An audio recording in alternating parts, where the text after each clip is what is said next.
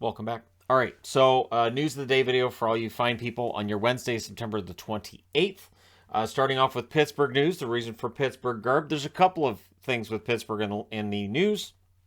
Starting off with Jeff Petry being fined. So we haven't reached the regular season yet. We've seen a suspension given out to a Seattle player and now a fine. Jeff Petry, fined for roughing Jonathan Berggren. So Berggren, hopeful to make the team out of training camp. And he's involved in an incident here with Petry. So, hey, name's on the board. Fine. I'm not going to get into how much because it's not very much. That's always the argument with these kinds of things. But anyways, there it is.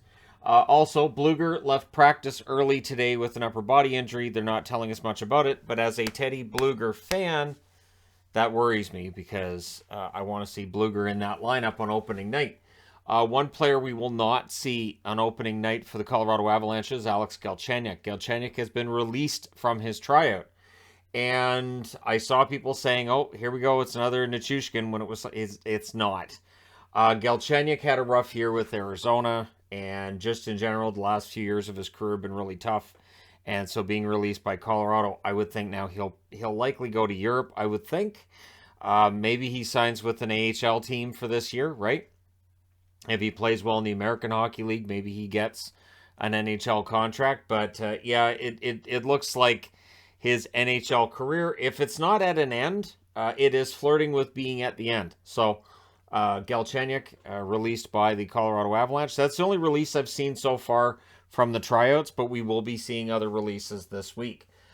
Peake, defenseman for the Columbus Blue Jackets, has signed a 3-year extension worth $2.75 million per year with Columbus.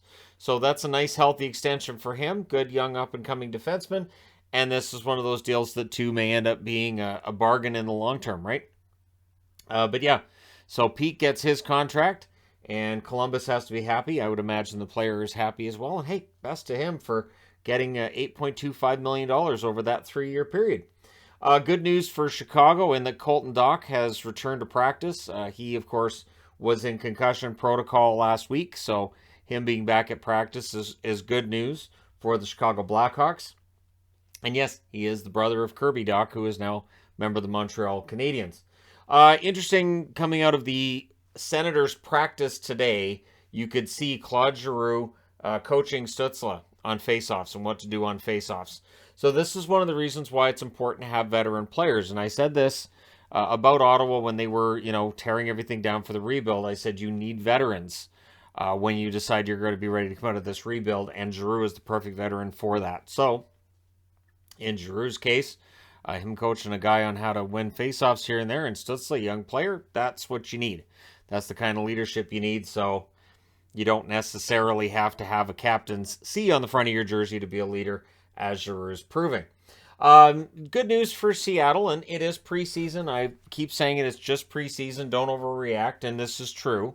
And, of course, teams not putting necessarily their A lineups out, but they've shut out both the Oilers and the Flames. So, yes, the Oilers roster was made up mostly of guys who are going to be either junior players or AHL players, but still, back-to-back shutouts for Seattle. It's good news. A little bit of a confidence boost to a team that definitely needs that after a really rough first year. So we'll see how the rest of their preseason goes. And again, whether or not that momentum carries over, highly, highly, highly unlikely. But it's still, it's a fun story, right? So yeah, back-to-back shutouts. Good news for Philly fans. Yes, I do qualify this as good news. And yes, for Philly. Sean Couturier, no back surgery is going to be required for Couturier for the injury he's going through, and he's seen as week to week. So that's great news. If Couturier doesn't need surgery, that means he should be back sooner rather than later. And so fingers crossed that is indeed the case, and he's back to playing with them as soon as possible. That being said, news video done for now. There may be another one later, of course, if things break.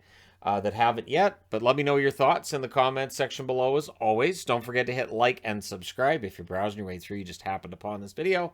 Thank you guys so much for watching, for all your support. I will talk to you again soon.